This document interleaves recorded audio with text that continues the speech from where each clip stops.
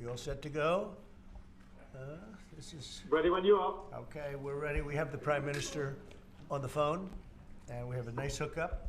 This looks like the kind of a hookup that's not going to be causing any problems. And your voice comes through beautifully, Keir. So I just want to. Oh, that's good. Yeah, it is. You sound great. I just want to begin by saying that this is a very special day because it's Victory Day, World War II, May 8th. And just by happenstance, we have the Prime Minister on the phone, and we were great allies in that. And it's very unusual that the trade deal comes due, and we signed it up on the same day that we had a great victory, the greatest victory of them all. So we are talking more and more about Victory Day because we were a big part of it, and so was the UK. And it's just, I guess, I don't know what you call it. It's just incredible that that day is the same day that we signed a tremendous trade deal for both countries. So I'm going to begin by just adding that we just concluded the rare earth deal with Ukraine. That's been fully ratified and approved by their legislative branches, and so we appreciate that, and I'll be speaking with the president in a little while, a little bit later, and we appreciate that. But the deal is all now signed up and ratified, and we have access to a massive amount of very, very high quality rare earth. This morning I'm thrilled to announce that we have reached a breakthrough trade deal with the United Kingdom, incredible country. Today is a victory day for World War II. We won the war together exactly 80 years ago, so there could be no more perfect morning to reach this historic agreement. And it's beautiful weather out, I will tell you that, Keir. Beautiful weather. It's so perfect outside. But it's really, in particular, the agreement with one of our closest and most cherished allies. And we're so happy that that's the way it worked out. I want to thank Prime Minister Starmer and his very talented team for their outstanding work and partnership. Today's agreement with the UK is the first in a series of agreements on trade that my administration has been negotiating over the past 4 weeks. With this deal, the UK joins the United States in affirming that reciprocity and fairness is an essential and vital principle of international trade. The deal includes billions of dollars of increased market access for American exports, especially in agriculture, dramatically increasing access for American beef, ethanol, and virtually all of the products produced by our great farmers. And our Secretary, as you know, of Agriculture is here. Brooke, thank you very much for being here. Thank you, sir. You'll let the farmers know. In addition, the UK will reduce or eliminate numerous non-tariff barriers that unfairly discriminated against American products. But this is now turning out, I think, really to be a great deal for both countries, because it'll be really great for the UK also. So they're opening up the country. Their country is a little closed, and we appreciate that. They'll also be fast-tracking American goods through their customs process, so our exports go to a very, very quick form of approval, and there won't be any red tape. Things are going to move very quickly both ways. The final details are being written up in the coming weeks. We'll have it all very conclusive, but the actual deal is a very conclusive one. We think just about everything's been approved. So good for both countries, and we'll also receive new market access for American chemicals, machinery, and many other industrial products that weren't allowed, and they'll end up getting products that they'll be able to price, and if they like them better and we make great products, they'll be buying those products, but they were not available in the UK. Furthermore, in a historic step, the deal includes plans that will bring the United Kingdom into the economic security alignment with the United States. That's the first of its kind. So we have a big economic security blanket, and that's very important, and we feel very, very comfortable with that because it's been a great ally, truly one of our great allies. I mean, a lot of people say our greatest ally. I don't want to insult people by saying that, but I can say it's certainly one of our greatest, and right at the top, and they're the first one we're talking about. And by the way, we have many meetings planned today and tomorrow, and every country wants to be making deals. And we have a meeting. As you know, Scott will be going over to Switzerland on Saturday, and that'll be very, very interesting. Let's find out, but I think they want to make a deal very badly, too. Both countries have agreed that the economic security is national security and will be working together as allies to ensure that we have a strong industrial base, appropriate export controls, and protections for key technologies and industries like steel. Steel is a big factor. Both countries will become stronger with steel and things necessary for military. You know, we used to build ships and other things literally at a level that nobody's ever seen, and we've eased up, and I would say that the UK certainly eased up, but now we're going to be uneasing both, and we work together. Once again, I want to thank Prime Minister Starmer. He's been terrific for his partnership in this matter. The special relationship and external bond, it's really an external and an internal bond between our two countries will soon be stronger than ever before. And we really do. We have a great relationship. I want to just say that the representatives of UK have been so professional, and it's been an honor doing business with all of them, and in particular the Prime Minister. And I'd like to introduce him now to say a few words. Mr. Prime Minister, please take it away. Thank you, Mr. President, Donald. And this is a really fantastic, historic day in which we can announce this deal between our two great countries. And I think it's a real tribute to the history that we have of working so closely together. Can I pay tribute, Donald, to your negotiating team as well, particularly yes. Howard and Jameson, who've done an incredible job, a very professional job, and my team as well. Two negotiating teams have worked at pace now for a number of weeks to bring in this deal today. Really important deal. This is going to boost trade between and across our countries. It's going to not only protect jobs but create jobs, opening market access. And as you say, Donald, the timing couldn't be more apt, because not only was it 80 years ago today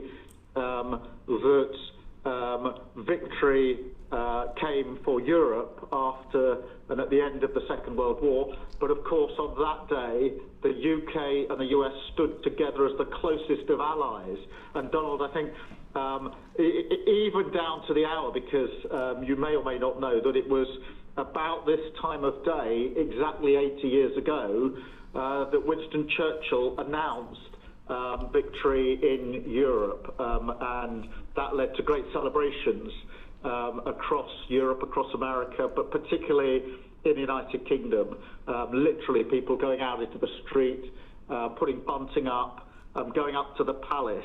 And so to be able to announce this great deal on the same day, 80 years forward, almost at the same hour, and as we were 80 years ago, with the UK and the US standing side by side, I think is incredibly important and makes this truly historic.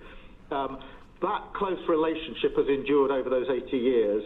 As you know, Donald, when it comes to defence and security and intelligence sharing, of course, there are no two countries that are closer than our two countries.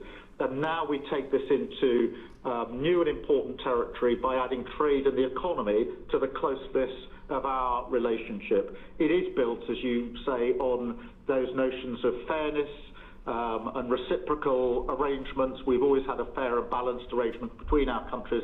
This builds on that, hugely important for sectors like car manufacturing and for steel and aluminium and so many others.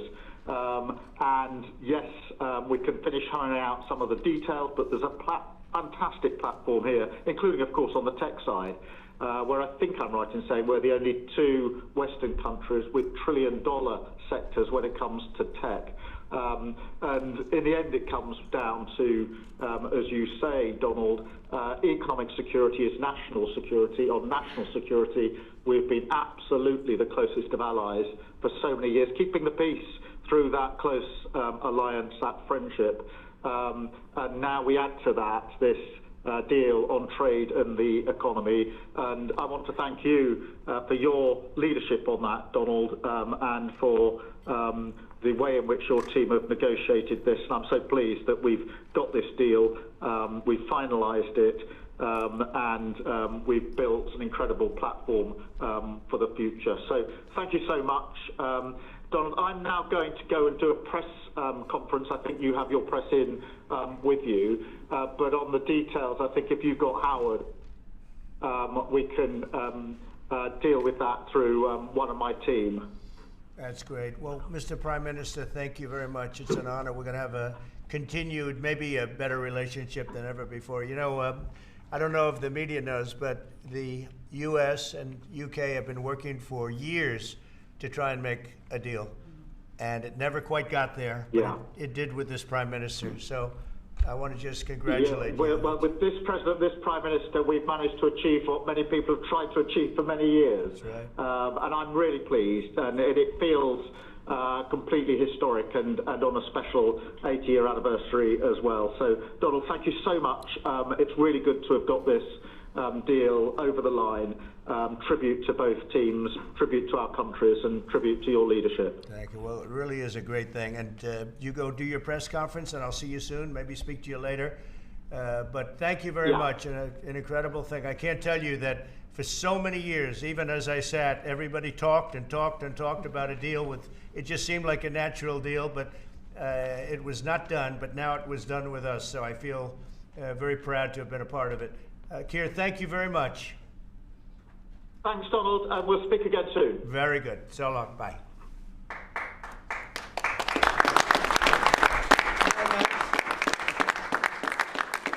That's very nice.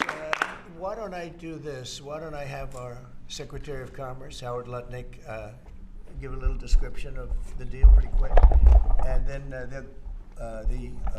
the good side, the very nice side, we'll be speaking about it also, maybe, from so you get a pretty equal. I think it's a very, it's just been a deal that was, we thought, very complicated. It became very simple. It's opening up the country that we really didn't have the kind of access to that I would have thought. I was surprised.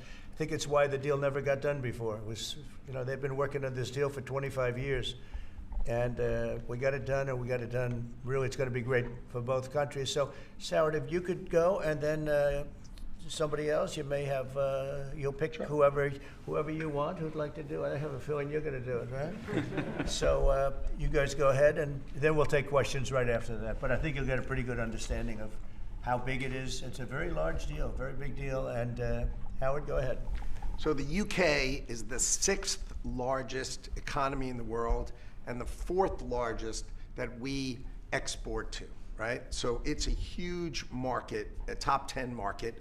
If you remember Liberation Day, they were at 10% because we have balanced trade with the UK, right? They say they have a surplus, but of course that counts gold bullion, which is, so let's just call it balanced trade.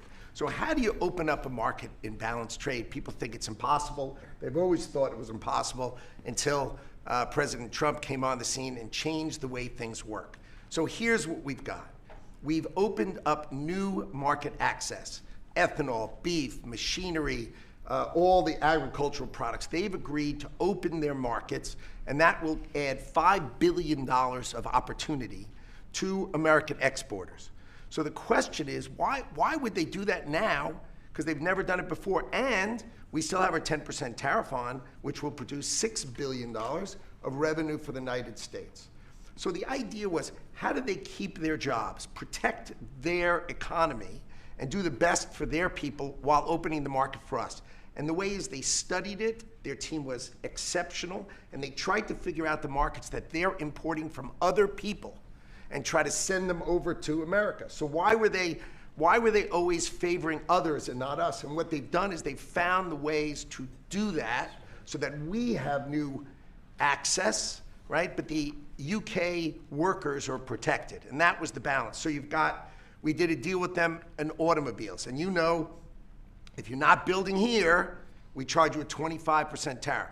But the president, and by the way, I want to make this clear, while Jameson and I worked hard, this was the president's deal, and people think, oh, that's not the way it works. If you got to sit next to him, I have the best deal maker to my left, and if you don't think that we take advantage of him calling the prime minister and getting that deal done, you don't understand who's the president of the United States. So he's the closer. He gets deals done that we could never get done because he understands business, he understands deals, and that's why we're here today. So he agreed they could send 100,000 cars into America and only pay a 10% tariff.